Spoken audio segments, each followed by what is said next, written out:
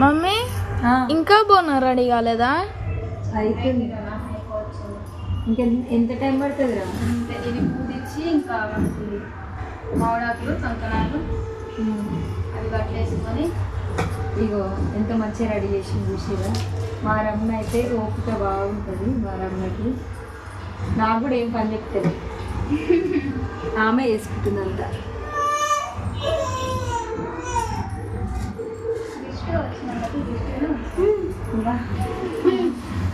మా ఇంటికి సెట్ ఉంటుంది.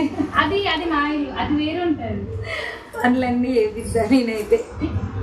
ఏడికి వచ్చిన ఈ పూజ పని అయితే మన ఇంటికి వచ్చినా కానీ ఇదే పని మీద ఉంటుందా.